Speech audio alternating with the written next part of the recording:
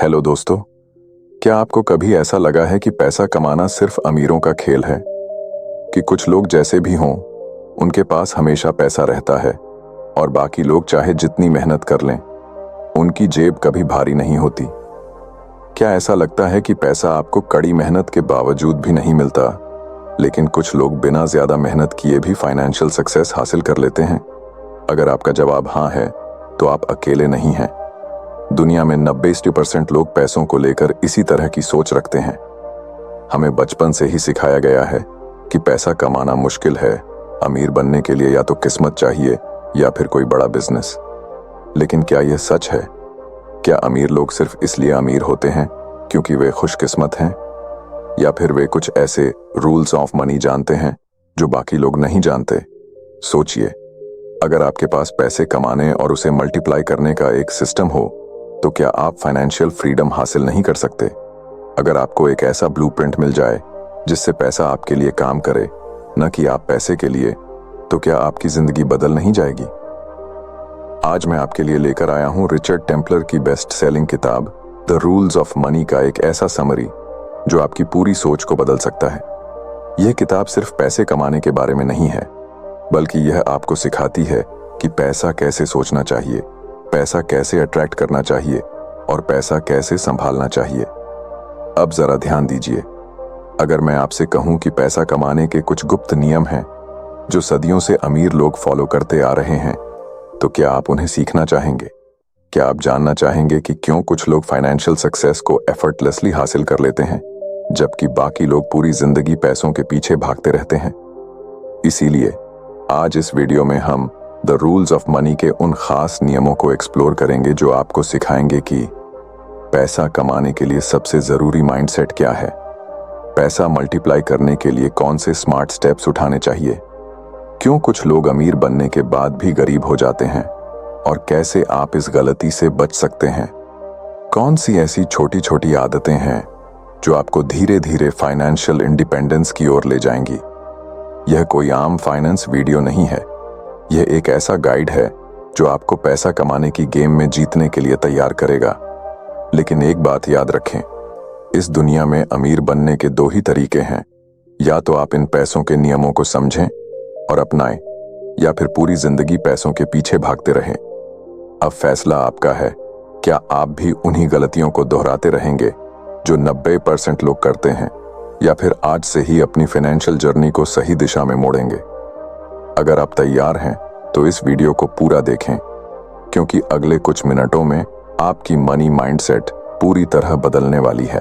Rule 1, कोई भी अमीर बन सकता है, पैसा सिर्फ अमीरों के लिए नहीं है। क्या आपने कभी सोचा है कि पैसा कमाने का कोई सीक्रेट फॉर्मूला होता है? वो अमीर लोग जो महंगी गाड़ियों में घूमते हैं, बड़े बड़े घरों में रहते हैं, क्या उनके पास कोई छुपा हुआ राज होता है जिससे वो इतनी आसानी से पैसा बना लेते हैं? और अगर ऐसा है, तो वो सीक्रेट आम लोगों को क्यों नहीं पता चलता? हम में से ज्यादातर लोग यही सोचते हैं कि अमीर लोग या तो बहुत ज्यादा टैलेंटेड होते हैं, या फिर उनके पास विरासत में कोई बड़ा बिजनेस होता है। कुछ लोग यह भी मानते हैं कि अमीर बनने के लिए खुशकिस्मत होना जरूरी है, लेकिन सच्चाई इससे बहुत अलग है। क्या आपको पता है कि दुनिया के 80% करोड़पति सेल्फ मेड हैं, यानी उन्होंने अपनी मेहनत और सही डिसीजन से अपनी फाइनेंशियल सक्सेस को हासिल किया। उनके पास कोई जादू की छड़ी नहीं थी, ना ही कोई करोड़ों की फैमिली लेगेसी। तो सवाल उठता है, अगर वो कर सकते हैं तो आप क्यों नहीं? जरा सोचिए, एक गरीब लड़का जो एक छोटे से गांव में पैदा हुआ, उसके पास ना अच्छी शिक्षा थी, ना बड़े सपने देखने की हिम्मत, लेकिन उसने एक चीज सीखी, पैसा कैसे सोचना है। उसने समझा कि पैसा सिर्फ उन्हीं के पास जाता है जो उसे अट्रैक्ट करना जानते हैं। वही लड़का आगे चलकर एक बड़ा बिजनेसमैन बना। आपको ये कहानी किसी फिल्म की तरह लग रही होगी, लेकिन यही हकीकत है। आज दुनिया के जितने भी बड़े अरबपति हैं, उनमें से ज्यादातर ऐसे ही संघर्षों से निकले हैं। अब आप सोच रहे होंगे कि अगर ऐसा है तो मैं अमीर क्यों नहीं बन सकता? यही सवाल हर उस इंसान के दिमाग में आता है जो पैसा कमाना चाहता है, लेकिन उसे सही रास्ता नहीं मिलता। असल में पैसा कमाने के लिए सबसे पहली चीज जो आपको बदलनी होगी, वो है आपकी सोच। रिचर्ड टेम्पलर कहते हैं कि दुनिया में हर कोई पैसा बना सकता है, क्योंकि पैसा कमाने का प्रोसेस हर इंसान के लिए सेम है। बस फर्क इतना है कि कुछ लोग इसे समझ जाते हैं और कुछ लोग अपने एक्सक्यूजेस में फंसे रहते हैं।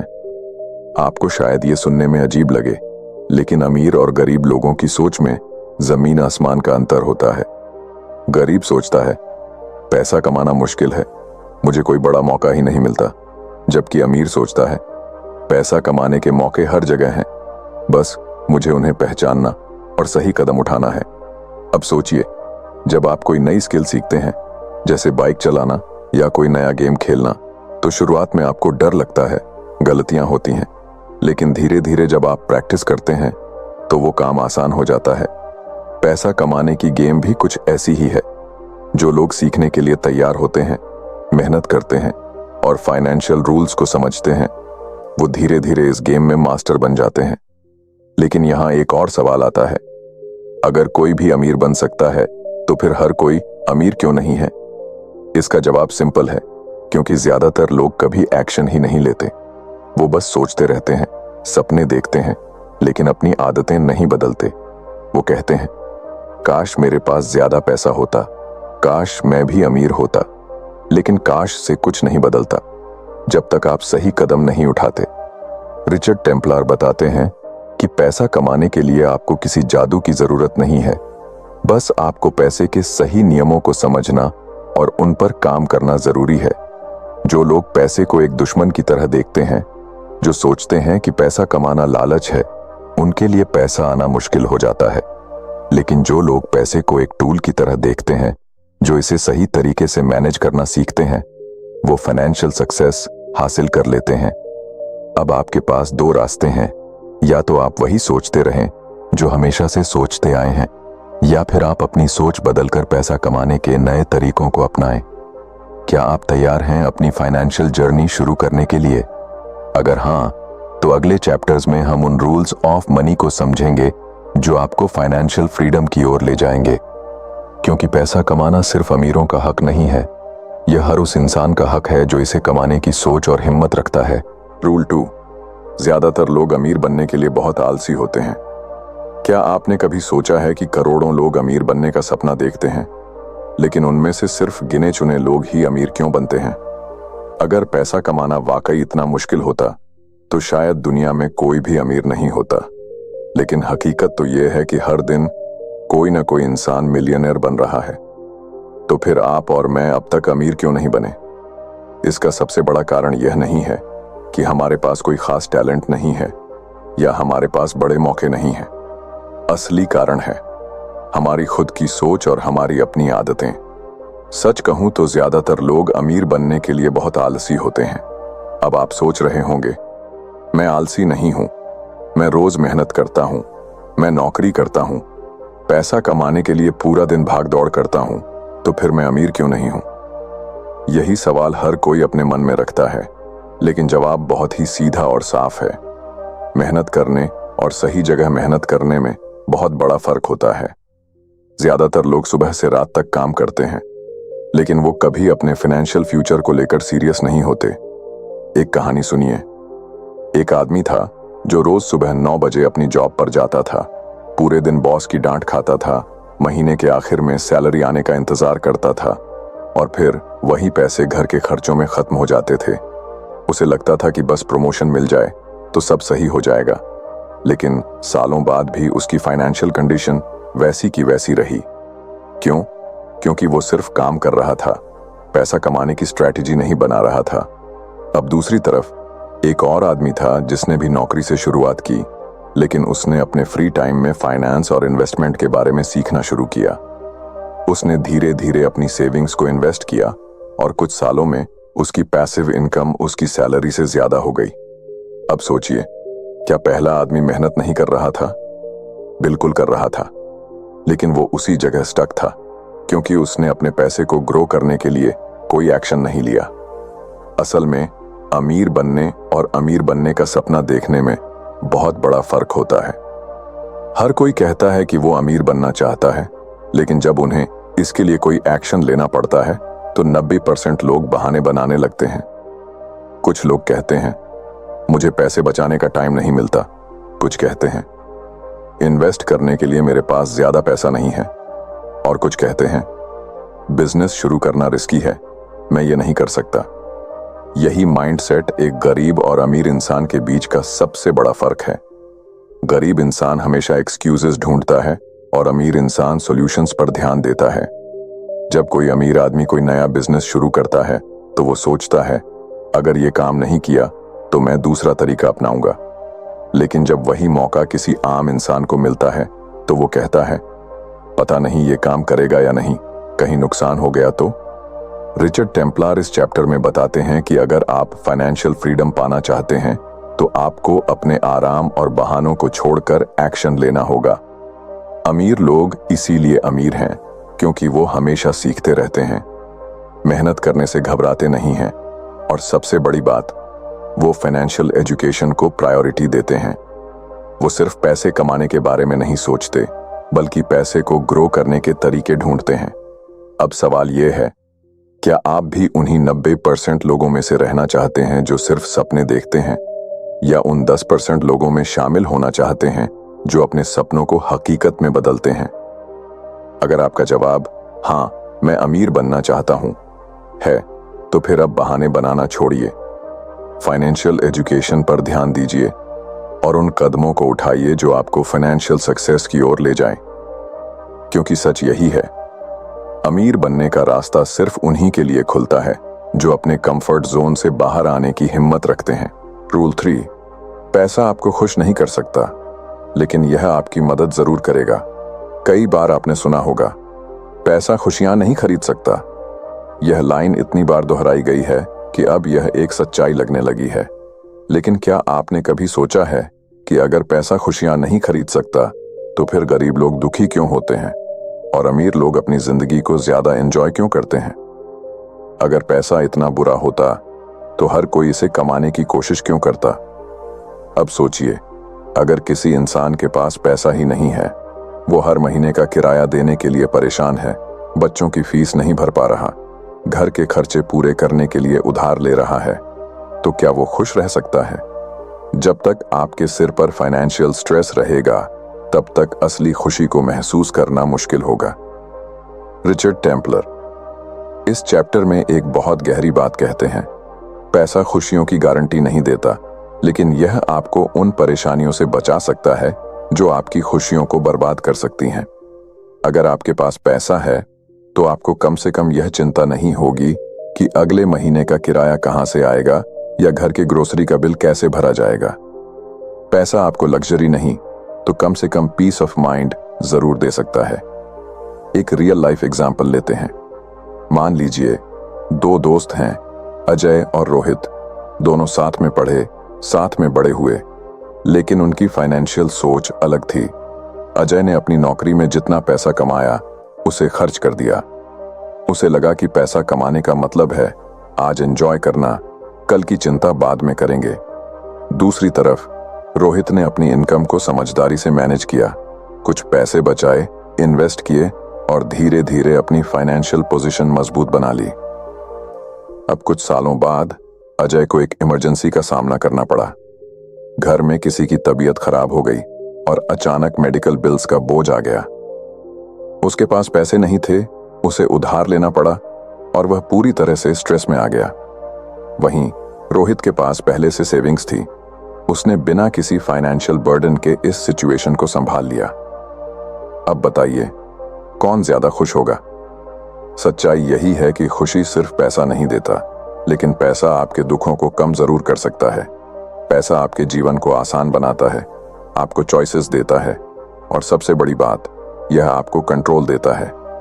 जब आपके पास पैसा होता है तो आप अपनी लाइफ के बड़े डिसीजंस बिना डर के ले सकते हैं। अब सोचिए, अगर आपको ट्रैवल करना पसंद है लेकिन आपके पास पैसे नहीं हैं, तो आप क्या कर सकते हैं? सिर्फ सपने देख सकते हैं। लेकिन अगर आपके पास फाइनेंशियल स्टेबिलिटी है तो आप दुनिया घूम सकते हैं, नए एक्सपीरियंसेस ले सकते हैं और अपनी लाइफ को सच में एंजॉय कर सकते हैं। तो अब सवाल यह आता है, अगर पैसा इतना जरूरी है तो फिर लोग क्यों कहते हैं कि पैसा सब कुछ नहीं है? इसका जवाब सिंपल है, क्योंकि पैसा अकेले आपको खुशी नहीं दे सकता। अगर आपकी फैमिली, फ्रेंड्स या हेल्थ सही नहीं है तो चाहे आपके पास कितना भी पैसा हो, आप खुश नहीं रह सकते। लेकिन इसका मतलब यह नहीं है कि पैसा जरूरी नहीं है। रिचर्ड टेम्पलर हमें एक बैलेंस सिखाते हैं। पैसा कमाना सीखिए, लेकिन यह मत सोचिए कि पैसा ही सब कुछ है। पैसा एक पावरफुल टूल है जो आपको जिंदगी को अपने टर्म्स पर जीने की आजादी देता है। अब फैसला आपका है।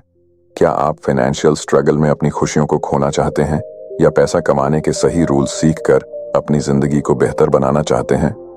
अगर आप फाइनेंशियल फ्रीडम की ओर बढ़ना चाहते हैं तो इस वीडियो को पूरा देखें, क्योंकि आगे हम सीखेंगे कि पैसा कमाने और उसे सही तरीके से मैनेज करने के सबसे बड़े सीक्रेट्स क्या हैं। रूल 4, इन्वेस्ट करें, खर्च नहीं। क्या आपने कभी गौर किया है कि पैसा जितनी तेजी से आता है उससे भी ज्यादा तेजी से चला जाता है? महीने की सैलरी हाथ में आते ही कुछ दिन तो सब कुछ सही लगता है, लेकिन फिर धीरे धीरे बैंक बैलेंस कम होने लगता है और महीने के आखिर में वही सवाल, यार पैसे जाते कहाँ हैं? यह सिर्फ आपकी नहीं बल्कि दुनिया के 90% लोगों की कहानी है। जब पैसा आता है तो हमें लगता है कि यह हमेशा रहेगा, लेकिन सच्चाई कुछ और है। पैसा पानी की तरह बह जाता है, खासकर तब जब हमें इसे संभालना नहीं आता। यही वजह है कि कुछ लोग लाखों कमाने के बावजूद भी जिंदगी भर पैसों की तंगी में रहते हैं, जबकि कुछ लोग कम कमाकर भी अमीर बन जाते हैं। रिचर्ड टेम्पलर इस चैप्टर में एक बहुत गहरी बात कहते हैं। अगर आप फाइनेंशियल फ्रीडम चाहते हैं तो आपको पैसे को खर्च करने की बजाय उसे इन्वेस्ट करना सीखना होगा। लेकिन ज्यादातर लोग यह गलती करते हैं कि जैसे ही उनके पास थोड़ा सा भी एक्स्ट्रा पैसा आता है, वो उसे खर्च करने के नए बहाने ढूंढने लगते हैं। कभी महंगे कपड़े, कभी लेटेस्ट फोन, कभी कोई और लग्जरी आइटम जो उस वक्त तो अच्छा लगता है, लेकिन लॉन्ग टर्म में हमारी फाइनेंशियल कंडीशन पर कोई पॉजिटिव इंपैक्ट नहीं डालता। अब एक रियल लाइफ एग्जांपल लेते हैं। मान लीजिए कि 2 दोस्त हैं, रवि और संजय। दोनों की सैलरी 50,000 रुपए महीना है। रवि जैसे ही सैलरी आती है सबसे पहले अपने फेवरेट ब्रांड के कपड़े खरीदता है, वीकेंड पर दोस्तों के साथ महंगे रेस्टोरेंट्स में खाना खाता है, और महीने के आखिर में जब उसके पास पैसे नहीं बचते तो वो सोचता है, अगले महीने से मैं सेविंग्स शुरू करूंगा। दूसरी तरफ संजय का माइंडसेट अलग है। वो अपनी सैलरी से सबसे पहले 10,000 रुपए अलग रखता है और उसे इन्वेस्ट करता है, कभी स्टॉक्स में, कभी म्यूचुअल फंड्स में, कभी किसी नए स्किल को सीखने में। वो भी अपनी लाइफ एंजॉय करता है, लेकिन जरूरत से ज्यादा खर्च नहीं करता। कुछ सालों बाद जब रवि के पास अभी भी पैसे की तंगी रहती है, तब संजय की इन्वेस्टमेंट्स उसे हर महीने पैसिव इनकम देने लगती हैं। अब सोचिए, कौन ज्यादा समझदार निकला? रिच और पुअर माइंडसेट का यही सबसे बड़ा फर्क होता है। गरीब माइंडसेट वाला इंसान पैसा कमाते ही उसे खर्च करने की सोचता है, जबकि अमीर माइंडसेट वाला इंसान पैसे को मल्टीप्लाई करने के तरीके ढूंढता है। अब सोचिए, अगर आपके पास 10,000 रुपए हैं और आप उसे किसी महंगे गैजेट पर खर्च कर देते हैं, तो कुछ महीनों बाद वो पुराना हो जाएगा, उसकी वैल्यू कम हो जाएगी। लेकिन वही 10,000 रुपए अगर आप सही जगह इन्वेस्ट करते हैं तो कुछ सालों में वो आपको और ज्यादा पैसा कमा कर दे सकता है। यही अंतर होता है स्पेंडिंग और इन्वेस्टिंग में। रिचर्ड टेम्पलर कहते हैं कि अगर आप सिर्फ पैसे को कमाने और खर्च करने के साइकिल में फंसे रहे तो कभी फाइनेंशियल फ्रीडम हासिल नहीं कर पाएंगे। पैसे को मल्टीप्लाई करने के लिए उसे इन्वेस्ट करना जरूरी है। अब चाहे वो इन्वेस्टमेंट शेयर मार्केट में हो, रियल एस्टेट में हो या फिर खुद को स्किलफुल बनाने में हो, लेकिन पैसा तभी बढ़ता है जब उसे सही जगह लगाया जाए। अब सवाल यह है, क्या आप अपने पैसों को सिर्फ खर्च करते रहना चाहते हैं या उसे ऐसी जगह लगाना चाहते हैं जहां से वो आपको फाइनेंशियल फ्रीडम दिला सके? अगर आपका जवाब फाइनेंशियल फ्रीडम है तो स्पेंडिंग के बजाय इन्वेस्टिंग की आदत डालिए, क्योंकि पैसा कमाने से ज्यादा जरूरी है उसे सही तरीके से बढ़ाना।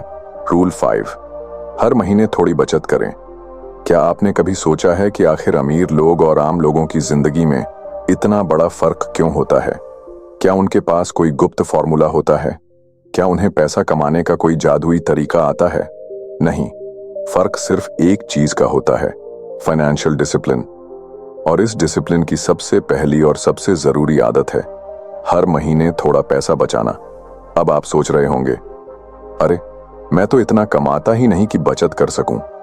यही सोच हर उस इंसान की है जो जिंदगी भर पैसों की तंगी में रहता है। लेकिन सच तो यह है कि पैसे की कमी से कोई गरीब नहीं बनता, बल्कि बचत न करने की आदत से लोग गरीब रह जाते हैं। चलो एक छोटी सी कहानी सुनते हैं। दो दोस्त थे, समीर और अजय। दोनों की सैलरी बराबर थी, दोनों एक ही शहर में रहते थे और दोनों का लाइफस्टाइल भी काफी मिलता जुलता था।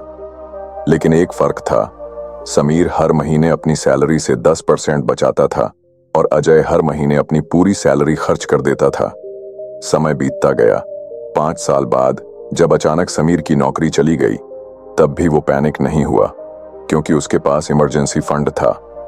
उसने बिना किसी फाइनेंशियल स्ट्रेस के दूसरी नौकरी ढूंढी और अपनी जिंदगी को आराम से मैनेज किया। दूसरी तरफ अजय की भी नौकरी चली गई, लेकिन उसके पास बचत नहीं थी। उसे उधार लेना पड़ा, परिवार पर निर्भर रहना पड़ा और मानसिक तनाव में आ गया। अब बताइए, कौन समझदार था? रिचर्ड टेम्पलर इस चैप्टर में यही सिखाते हैं कि अगर आप फाइनेंशियल सिक्योरिटी चाहते हैं तो आपको हर महीने थोड़ा पैसा बचाने की आदत डालनी होगी। ये जरूरी नहीं कि आप एक बार में लाखों रुपए बचाएं। शुरुआत छोटे अमाउंट से करें, हो सकता है 500 रुपए, 1000 रुपए या 2000 रुपए, लेकिन कंसिस्टेंसी बहुत जरूरी है। कई लोग कहते हैं जब ज्यादा कमाने लगूंगा तब बचत शुरू करूंगा, लेकिन यह सबसे बड़ी गलती होती है। अगर आप कम पैसे में बचत नहीं कर सकते तो ज्यादा पैसे में भी नहीं कर पाएंगे, क्योंकि बचत करना इनकम पर नहीं, माइंडसेट पर निर्भर करता है। अब सवाल यह है, बचत करने का सही तरीका क्या है? बहुत आसान है। पहले बचत करें, फिर खर्च करें। ज्यादातर लोग क्या करते हैं, पहले खर्च करते हैं और जो बचता है उसे सेविंग्स में डाल देते हैं। लेकिन यह तरीका कभी काम नहीं करता, क्योंकि आखिर में कुछ बचता ही नहीं। रिचर्ड टेम्पलर कहते हैं कि आपकी बचत भी आपके खर्चों की तरह एक नॉन नेगोशिएबल चीज होनी चाहिए। जैसे आप किराया देना, बिजली का बिल भरना या ईएमआई देना नहीं भूलते, वैसे ही बचत को भी अपनी प्रायोरिटी बना लीजिए। अब सोचिए, क्या आप भी उन लोगों में शामिल होना चाहते हैं जो हमेशा पैसों की कमी की शिकायत करते रहते हैं, या फिर उन 10% लोगों में जो छोटी छोटी बचत से धीरे धीरे फाइनेंशियल फ्रीडम की ओर बढ़ते हैं? अगर आपका जवाब फाइनेंशियल फ्रीडम है तो आज से ही एक कमिटमेंट कीजिए, हर महीने अपनी इनकम का एक छोटा हिस्सा बचाने का, क्योंकि यही छोटा कदम आने वाले समय में आपको बड़ा फाइनेंशियल सिक्योरिटी देगा। रूल 6, सबसे पहले अपने कर्ज चुकाएं। क्या आपने कभी ऐसी रातें बिताई हैं जब नींद सिर्फ इस डर से नहीं आती कि अगले महीने की ईएमआई कैसे भरेंगे? जब फोन की हर घंटी पर ऐसा लगता है कि कहीं बैंक का रिमाइंडर तो नहीं आ गया? जब कोई नया खर्च करने से पहले दिल दहल जाता है क्योंकि पुराने कर्ज पहले से सिर पर लदे हुए हैं? अगर हाँ, तो आप अकेले नहीं हैं। दुनिया के करोड़ों लोग इसी फाइनेंशियल जाल में फंसे हुए हैं। एक कर्ज चुकाने के लिए दूसरा कर्ज लेना और फिर उसी चक्रव्यूह में उलझते चले जाना। रिचर्ड टेम्पलर इस चैप्टर में एक कड़वी लेकिन सबसे जरूरी सच्चाई बताते हैं। जब तक आप अपने कर्जों से मुक्त नहीं होते, तब तक आप कभी भी आर्थिक रूप से आजाद नहीं हो सकते। और यही कारण है कि कर्ज चुकाना आपकी सबसे पहली फाइनेंशियल प्रायोरिटी होनी चाहिए। अब सोचिए, आपने हाल ही में एक नया स्मार्टफोन खरीदा, एक महंगी घड़ी भी ले ली, थोड़ा उधार लेकर कोई गाड़ी भी फाइनेंस करवा ली।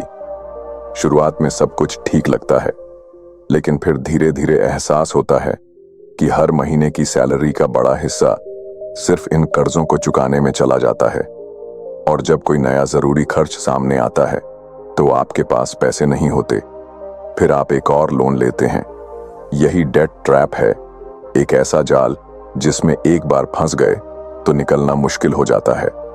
और अगर इसे प्रायोरिटी नहीं बनाया तो यह आपके फाइनेंशियल फ्यूचर को बर्बाद कर सकता है। चलो एक रियल लाइफ एग्जाम्पल लेते हैं। दो दोस्त थे, अभिषेक और रोहन। दोनों की नौकरी और कमाई लगभग एक जैसी थी, लेकिन अभिषेक ने अपने लाइफस्टाइल को दिखावे के चक्कर में ढाल लिया।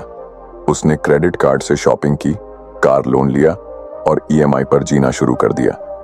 दूसरी तरफ रोहन ने अपनी प्राथमिकताएं सही रखीं। अगर उसे कुछ खरीदना होता तो पहले वह पैसे इकट्ठा करता और तभी खर्च करता जब उसके पास जरूरत भर की सेविंग्स होती। 5 साल बाद अभिषेक की सैलरी भले ही बढ़ गई थी, लेकिन उसकी आधी कमाई सिर्फ लोन और क्रेडिट कार्ड बिल्स में जा रही थी। दूसरी ओर रोहन के पास न केवल सेविंग्स थी, बल्कि उसने डेट फ्री होकर एक पीसफुल लाइफ भी जीना शुरू कर दिया था। अब सवाल यह है, आप किस तरह की जिंदगी जीना चाहते हैं?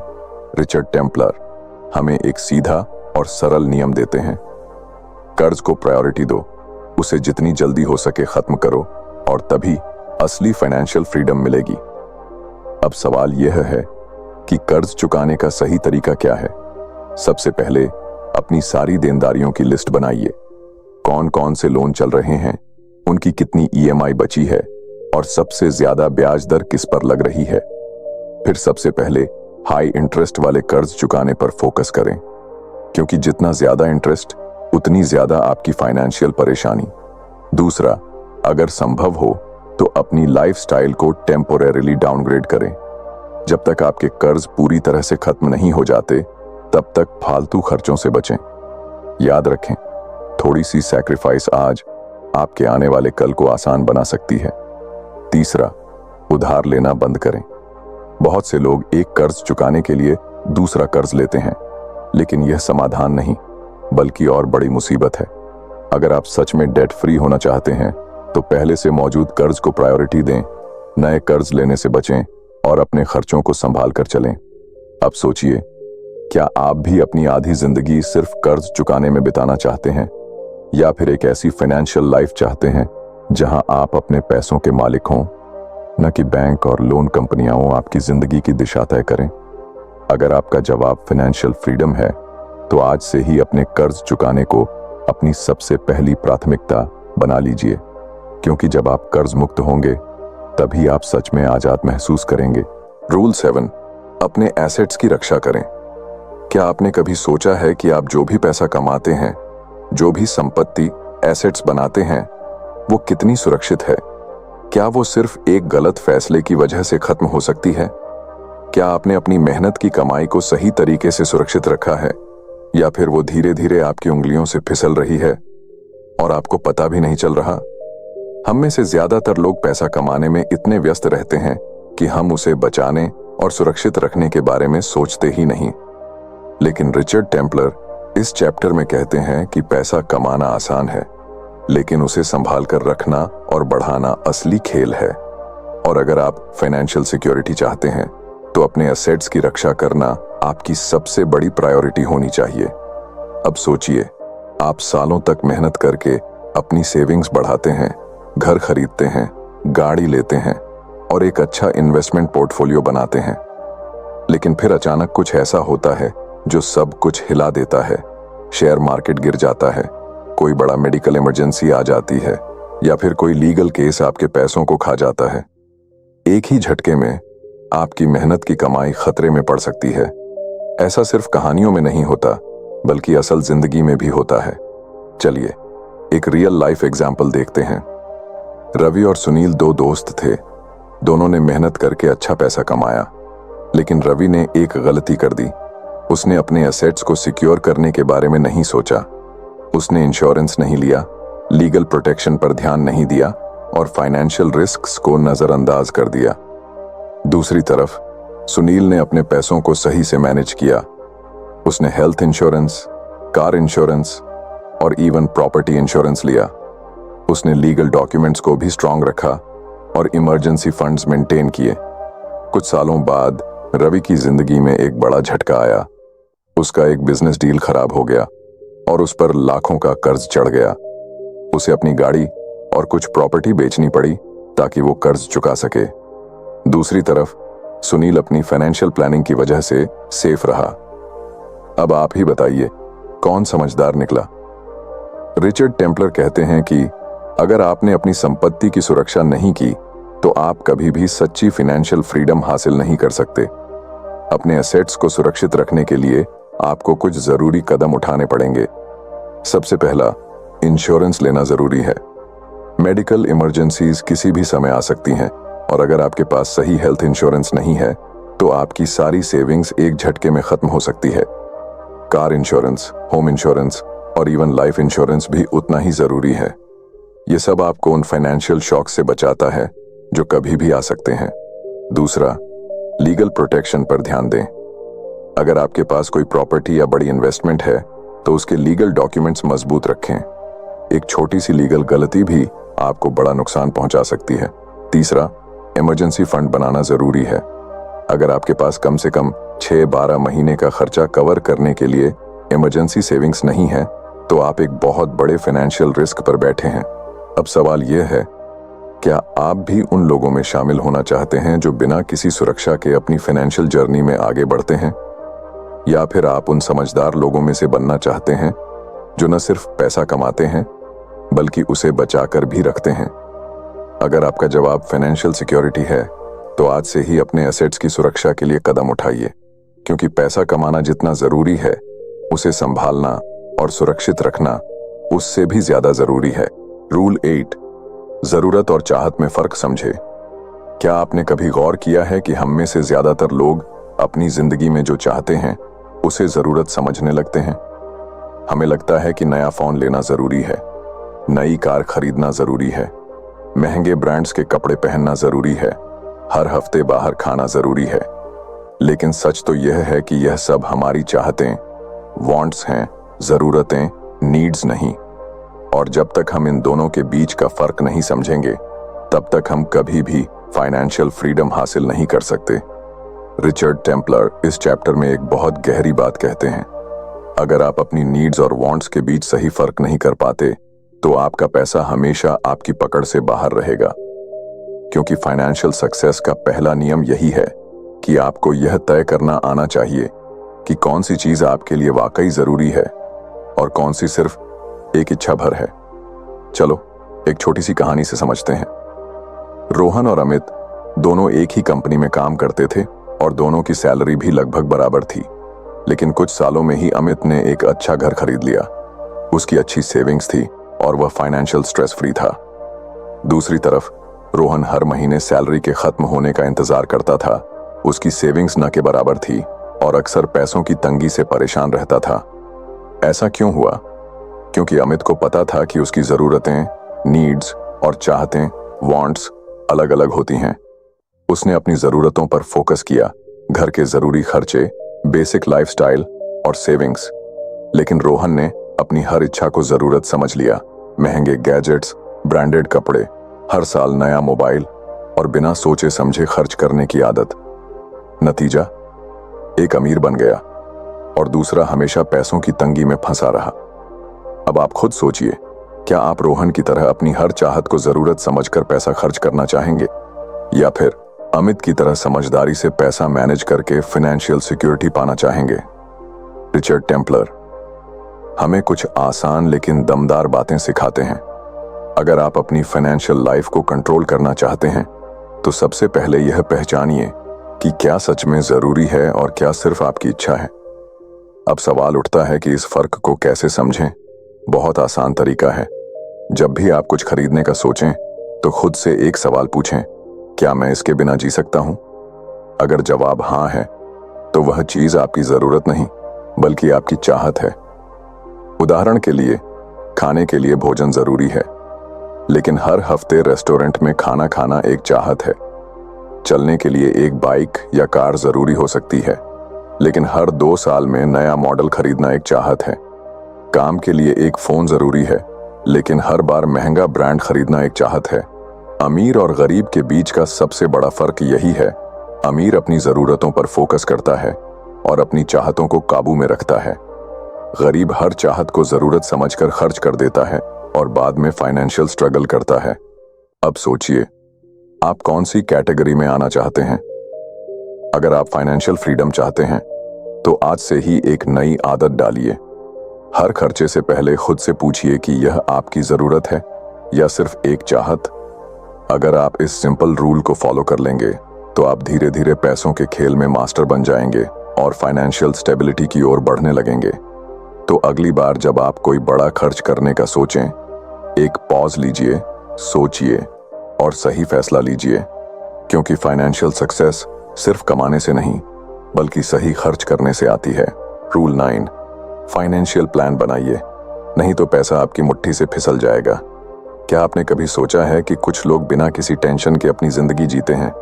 बड़े आराम से छुट्टियों पर जाते हैं, अपने बच्चों को अच्छी एजुकेशन देते हैं और रिटायरमेंट के बाद भी उनकी लाइफ फाइनेंशियली सिक्योर रहती है। जबकि दूसरी तरफ कुछ लोग पूरी जिंदगी पैसे के पीछे भागते रहते हैं, फिर भी उनके पास कभी भी सेविंग्स नहीं होती। हर महीने सैलरी खत्म होते ही स्ट्रेस में आ जाते हैं और इमरजेंसीज आने पर उधार लेने के अलावा कोई ऑप्शन नहीं बचता।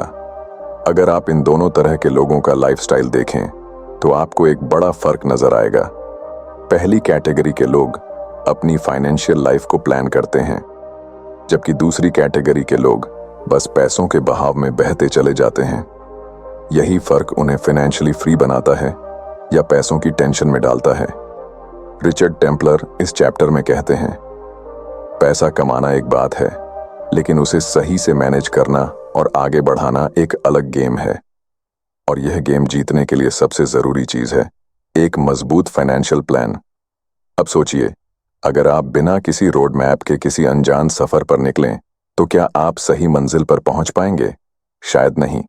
तो फिर जिंदगी के सबसे क्रिटिकल एस्पेक्ट मनी को बिना किसी प्लान के कैसे मैनेज किया जा सकता है?